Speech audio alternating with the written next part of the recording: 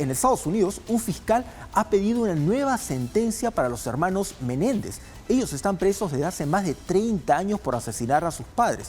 Desde Los Ángeles, Alex Segura nos tiene la información. El fiscal de distrito de Los Ángeles, George Gascón, ha anunciado hoy que recomendará la revisión de la sentencia contra Eric y Lyle Menéndez, quienes llevan 30 años en prisión tras ser condenados por el asesinato de sus padres, José y Kitty Menéndez. Los dos recibieron una condena de cadena perpetua sin opción a la libertad condicional. Lo interesante de este caso es que ha ganado revuelo después de un documental reciente en Netflix que ha revelado las denuncias de los hermanos por presuntos abusos sexuales por parte de su padre en contra de ellos. Este documental ha generado una fuerte presión de la opinión pública y también de figuras destacadas que han pedido que se revise este fallo que les condenó a la cárcel. Entre las nuevas pruebas se encuentra una carta que supuestamente Eric Menéndez escribió a su primo sobre estos supuestos abusos sexuales antes de que ocurriera el asesinato. Gascón ha explicado que tras revisar todos los argumentos por ambas partes, cree que la ley permite reconsiderar esta condena. Aunque esta recomendación es un paso importante, no será hasta la decisión final que tome un juez en una audiencia que está programada para el próximo 26 de noviembre. Este caso no solo marcó la sociedad en su época de Beverly Hills, sino que ahora está en el centro del debate sobre la justicia y cómo los abusos sexuales dentro de la familia pueden influir en crímenes como este. Les informó desde Los Ángeles Alex Segura de La Voz de América y para la Alianza Informativa Latinoamericana. Muchas gracias, Alex, por esa información. Bueno, vamos a poner un poco en contexto. El caso de los hermanos Menéndez, que de hecho ha cobrado gran relevancia porque hay un documental y también una serie dentro de esos documentales llamados Monstruos. Que es con Javier Bardem. En Netflix. Javier Bardem es el padre, el José Menéndez, o sea, el que es asesinado. En ese documental ellos recrean todo lo que ocurrió, bueno, basados en testimonios y tal. Bueno, en el año 1989, los hermanos Eric y Lyle Menéndez asesinaron a sus padres. Los acribillaron con escopetas, un crimen terrible. A sangre fría. Ocurrió en Beverly Hills, una zona exclusiva de Estados Unidos, una zona donde hay gente con mucho dinero, donde hay mucha seguridad. Y bueno, meses después se comprobó en medio de circunstancias bastante insólitas que ellos habían asesinado a sus padres.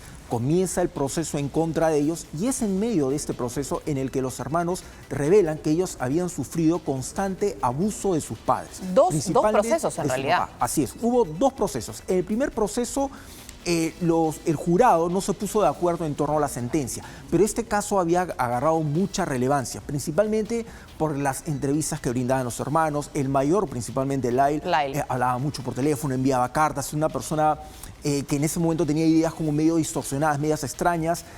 Finalmente el juez consideró que ya la cosa era demasiado show. Se volvió un show, fue uno de los juicios más mediáticos. Vamos a hacer un nuevo proceso 4 años después, en el 94, deciden, bueno, vamos a cerrar ya de una vez el caso. Había mucha presión también para que les dicten una sentencia a los dos hermanos y le pide al jurado que no considere el testimonio de los hermanos y finalmente los pone en una encrucijada. O los dejamos libres o los mandamos a la cárcel de por vida. O sea, hay dos vías. Finalmente el jurado decidió sentenciarlos a cadena perpetua, los envían a 2 prisiones distintas y los hermanos en todo momento sostuvieron que el móvil del crimen, el padre tenía mucho dinero, no era quedarse con la plata, porque se dijo que los hermanos habían matado a sus padres porque querían quedarse con el dinero. Eran 14 millones de dólares que tenía el padre de ellos, José Menéndez, y se decía que él los había desheredado o pensaba desheredarlos y por eso ellos lo mataron.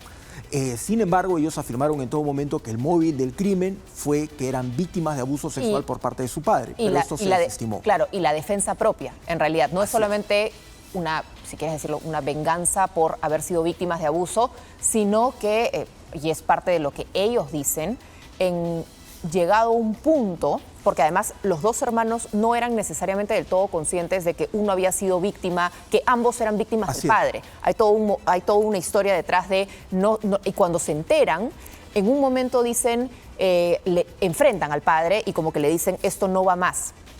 y sienten que la madre es la que de pronto la madre usaba armas.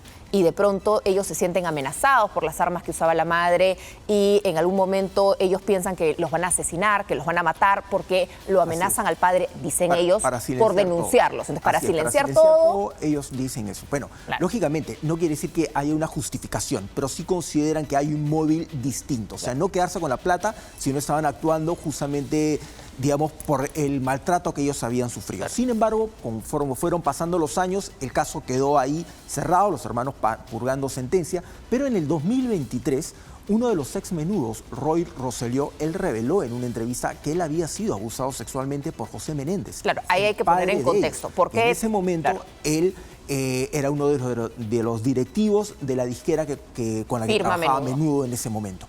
Y ahí el caso cobra relevancia. Porque la justicia dice, bueno, entonces ellos no estaban mintiendo. Era verdad. O sea, era verdad, al menos lo que dice Roy Rosselló concuerda con lo que ellos decían, porque el padre, según lo que él denunció, José Menéndez viajaba con el grupo Menudo, iba a las giras, cosa que no era frecuente de un directivo de la disquera, o sea, no era su manager ni nada. No, claro, no tenía nada que ver con la música propiamente. Y ahí es donde se plantea revisar nuevamente. El fiscal ha considerado que se va a plantear revisar nuevamente el caso, pero acá se abren muchas interrogantes. No está planteando que los hermanos sean inocentes. No, inocentes no son. Que los han matado, eso queda claro. De un proceso distinto en el cual podrían lograr lo que se le dice como una libertad condicional, que ya puedan salir, que paguen una multa, que puedan salir en libertad, dado que se les sentenció a cadena perpetua sin posibilidad de una libertad condicional. Y es lo que está planteando el fiscal. O sea, no quiere decir que se va a hacer un nuevo juicio ni nada, sino que se revisen nuevamente todas las evidencias, todo el grueso del caso y que se dicte una nueva sentencia, que probablemente podría ser benigna, obviamente, en el caso de que los hermanos se les diga, bueno, ya pueden salir con libertad condicional. Pero la gran interrogante es que ellos cometieron este crimen a los 18 y los 21 años. Han pasado ya más de 30 años en los que están presos. Ellos van a salir a un mundo totalmente distinto y la fortuna que tenían en ese momento ya se ha confirmado que no existe. Todo ese dinero lo gastaron pagando impuestos que son altísimos en Estados Unidos. Ellos tenían una casa en Beverly Hills, tenían otras 2 propiedades a las que han tenido que seguir pagando impuestos. Una de ellas se remató, mucho menos del valor que costaba, lógicamente porque nadie quería comprar una casa donde 2 muchachos habían asesinado a sus padres. Y además los ahorros que tenían, joyas, todo eso se fue gastando en, como te digo, en pago de impuestos, mantener algunas propiedades, el pago de la defensa. En realidad, muchos gastos que han tenido que han hecho que la fortuna que ellos tenían ya no exista. Sí, uno de sus primeros abogados, que termina renunciando a la defensa, es el que luego sería el abogado de O.J. Simpson. Así por cierto, para tener en cuenta lo importante que es Robert Shapiro en este caso. Es importante en el caso de los hermanos Menéndez algo que evalúan algunos expertos, porque claro, acá no se está cuestionando si mataron o no sus padres, eso queda claro. Lyle y Eric Menéndez mataron a sus papás con sangre fría, con extrema crueldad. Eso queda claro. Lo planificaron, buscaron cubrirlo, empezaron a vivir a plenitud con la fortuna, gastaron en todo lo que pudieron y más. Eso es cierto. Lo que se cuestiona es si deberían haber esos atenuantes para que no pasen la vida en prisión, para que no mueran en prisión. Y como, claro, en los 90s, hablar de temas de salud mental, hablar de temas de abuso, no eran ningún tipo, no solían ser considerados como atenuantes o como un contexto quizá para ciertas situaciones. Sucedió en los 90. Que no es una justificación. No. O sea, estamos reiterando, no se trata de, no, sí está bien que lo haya matado. No estamos diciendo eso. Pero sí se considera, como tú bien señalas, un atenuante. O en qué contexto ocurre. ¿Y en qué contexto de salud mental estás tú para, si realmente tienes algún tipo de control sobre tus situaciones o si realmente sientes que tu vida está en peligro? Porque la vida en peligro no es solamente tener un arma, que es lo que a veces debaten con la legítima defensa, ¿no? No, pero es que el delincuente no tenía arma, pero yo me sentí amenazado porque entraron a mi casa. Entonces yo creí que sí, me podían matar. Entonces ahí entras en ese debate de cuándo realmente está tu vida en peligro, cómo puedes escapar y qué es tu vida. ¿Es solamente el que tu corazón lata, que tu cerebro mande impulsos eléctricos? ¿Es que realmente tengas una integridad física adecuada, un cuidado a la salud mental? Cosas. Y es muy importante lo que tú bien señalas, el tema de la salud mental, porque tampoco, o sea, dentro de lo que en muchos instantes mencionaba la defensa de ellos, es que no se les practicó una pericia psicológica para ver en qué contexto había ocurrido. Y ahí se sabe si mienten o no, queda muy claro. Hay muchos temas ahí interesantes porque finalmente se optó por una defensa separada. los dos hermanos, porque ambos tenían perfiles totalmente distintos. O sea, de hecho, un experto en temas forenses, también en temas legales en Estados Unidos, él había lanzado una hipótesis de que probablemente el hermano mayor era el que había planeado todo, dado que él tenía rasgos más de mayor psicopatía que su hermano menor, y que su hermano menor era sumamente influenciable, que probablemente él sostenía, era la teoría de él, o sea, tampoco se pudo comprobar, que su hermano mayor había influenciado al menor, dado que también el hermano menor en algún momento reveló que él había sido abusado sexualmente por su hermano. Claro, y así es como empiezan los abusos para el hermano, pero sin embargo en la serie e incluso en el documental te lo plantean al revés, que es Eric, es el hermano menor, el que le viene la idea, incluso escribe en algún momento una obra de teatro sobre qué pasaría cómo mataría a sus padres. Entonces, esos son todos los elementos que terminan.